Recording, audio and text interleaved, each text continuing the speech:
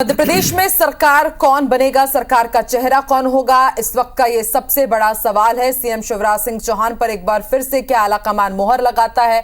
अब ग्राफिक्स के जरिए हम आपको दिखा रहे हैं कि किन किन के नाम सबसे आगे इस रेस में चल रहे हैं। सबसे पहला नाम सीएम शिवराज सिंह चौहान, लगातार दौरे कर रहे हैं, हार हुई सीटों पर जाकर के मंथन कर रहे हैं। दूसरा बड़ा नाम ज्योतिरादित्य सिंधिया, जिन्होंने फिर से बीजेपी की सरकार बनवाई थी। इसके अलावा एक और बड़े कद्दावर केंद्रीय मंत्री, ग्वालियर चंबल संभाग से आने वाले नरेंद्र सिंह तोमर दिमनी सीट पर खुद जीत कर आ गए केंद्रीय मंत्रिमंडल से और वहां से इस्तीफा दे चुके हैं। और अब बारी क्या प्रदेश में वे नेतृत्व करेंगे, सरकार का फेस होंगे। बहुत बड़े चेहरे हैं, ऐसे एक बड़े चेहरे हैं राष्ट्रीय स्तर पर कई स्टेट में जाकर जिम्मेदारी संभाल चुके हैं, बंगाल जैसी जगह पे कैलाश विजयवर्गीय। और आज उनकी सीएम से मुलाकात, उनकी तस्वीरें, ये भी बड़े सवाल खड़े कर रहे हैं। बिल्कुल। और एक और नाम जो आगे चल रहा है प्रहलाद सिंह पटेल का।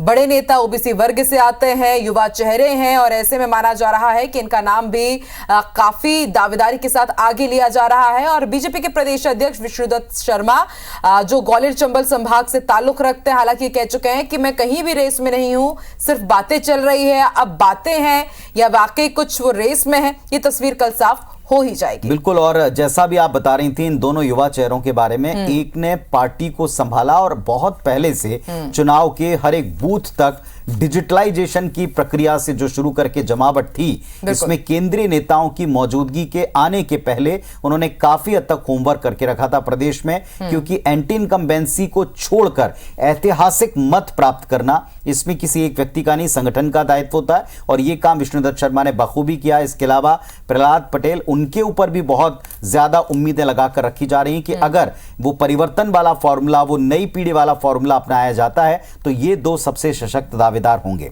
और देखिए, ये हम 6 चेहरे भी आपको दिखा रहे हैं। ये वो 6 चेहरे हैं जो इस वक्त मध्य प्रदेश में सीएम के पद के दावेदारी के लिए सबसे आगे चल रहे हैं। और एक बात तय कही जा सकती है पुनीत जी कि इन 6 नाम में से ही किसी के नाम पर मोहर लगेगी। हालांकि वो बात अलग है कि जिस नाम के लिए, काम के लिए जाना जाता है प्रधानमंत्री नरेंद्र मोदी और केंद्रीय गृह मंत्री अमित शाह की जोड़ी को, कि वो चौंका भी सकते हैं। तो क्या सरप्राइजिंग फैक्टर रहेगा, उसका भी अपडेट IBC 24 आप तक पहुंचाएगा। तो मध्य प्रदेश की बात हम कर रहे हैं, सीएम पद की रेस की बात कर रहे हैं। सीएम पद की रेस में शिवराज सिंह चौहान 4 बार सीएम पद संभाल चुके हैं, सत्ता विरोधी लहर के बावजूद प्रचंड जीत हासिल कर चुके हैं। अब एक एक नाम की डिटेल भी बता रहे हैं। सहज हैं, सरल हैं, सौम्य छवि हैं, आधी आबादी ने महिलाएं, बहनें, भांजियां जिनको कहते हैं, बेहद लोकप्रिय, गेम चेंजर उनका ये अंदाज रहा है। 1990 में पहली बार बुधनी से विधायक चुने गए, 91 में विदिशा से लोकसभा चुनाव जीतकर संसद पहुंचे, 2005 में बीजेपी प्रदेश अध्यक्ष के तौर पर काम किया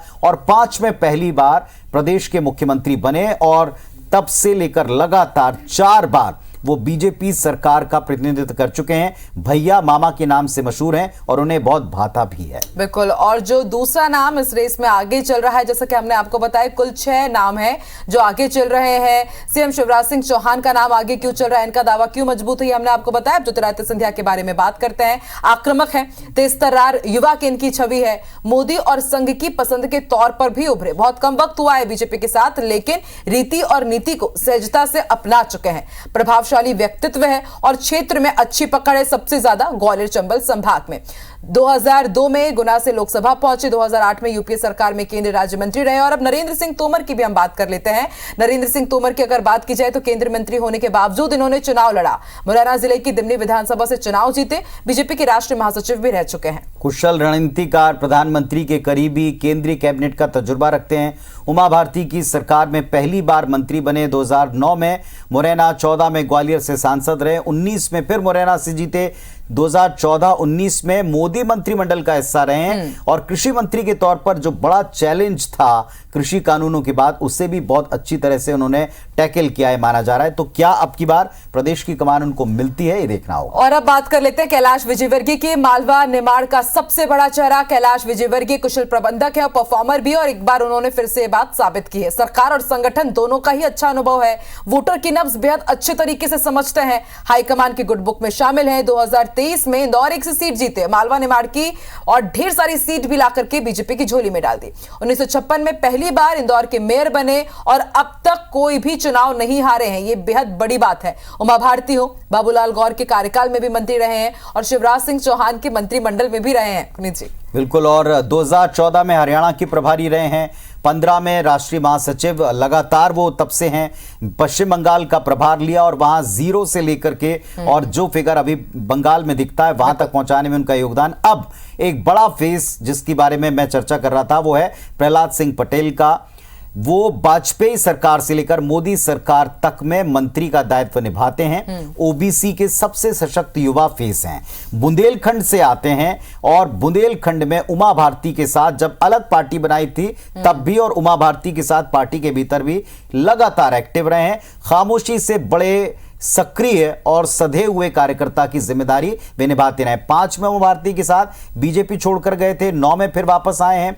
1989 में पहली बार लोकसभा पहुंचे, 96-99 में सांसद चुने गए, 23 में नरसिंहपुर से उनके भाई की जगह उनको उतारा और वे यहां से भी जीत कर आए।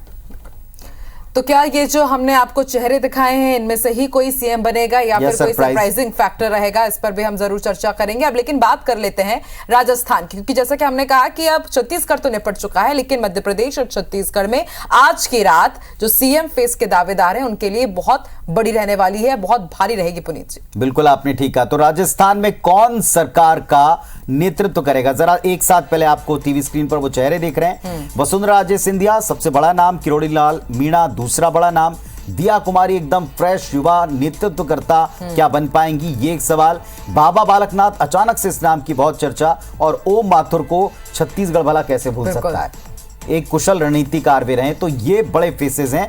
तो वहां भी क्या इन फेसेस में से कोई एक कमान संभालेगा, बहुत संभावना तो इसकी भी है। लेकिन राजस्थान में एक शब्द लिया जाता है उत्तर भारत में, वो है बाड़ेबंदी। क्या बाड़ेबंदी काम करेगी राजस्थान में अब की बार, ये भी देखना होगा। ये सवाल आज की रात वहां सबसे ज्यादा गूंजने वाला है। बिल्कुल। तो देखिए ये हम आपको कुछ 5 चेहरे दिखा रहे हैं और ओम माथुर का जिक्र हम जरूर करना चाहेंगे। देखिए पुनीत जी, ओम माथुर ने बहुत अच्छे से यहाँ पर काम किया है। हालांकि लग किसी को नहीं रहा था कि यहाँ पर भाजपा की सरकार बनेगी। 100% स्ट्राइक रेट है उनका, जिस स्टेट में गए हैं वहां जीत कर ही आए हैं।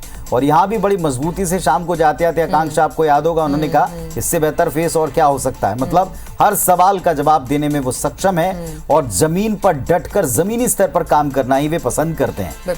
एक और बड़ा नाम है राजस्थान का, आपको भी बताते हैं, किरोड़ी लाल मीणा। ये एक ऐसे कद्दावर फेस हैं क्योंकि राजस्थान में जातिगत समीकरण बहुत काम करता है। और जातिगत समीकरणों के लिहाज से आप देखें तो वहां चाहे जाट हो, चाहे मीणा हो या कोई अन्य घुमक्कड़ जातियों वाला समुदाय हो, इन सब के बीच में कौन 24 जिता सकता है। फिर हम कहेंगे कि न केवल मध्य प्रदेश छत्तीसगढ़ में बल्कि राजस्थान में भी 24 के लिहाज से फेस फाइनल होगा, इतना तय है इनमें से कोई। बिल्कुल। और वसुंधरा राजे की अगर बात की जाए पुनीत जी, तो आपको याद होगा कि हाल ही में इन्होंने शक्ति प्रदर्शन भी किया था। तो क्या आपको लगता है कि ये शक्ति प्रदर्शन कुछ कमाल कर सकता है? इसीलिए मैंने कहा ना, बाड़ेबंदी वाली अगर बातें सही हैं तो क्या बाड़ेबंदी काम करेगी? क्योंकि भूलना नहीं चाहिए शाह साहब और मोदी साहब की जोड़ी केंद्र में है। अब वो पहले वाली बीजेपी जैसा दौर संभव था, और बीजेपी में ये सब चलता भी नहीं है पुनीत जी। बिल्कुल।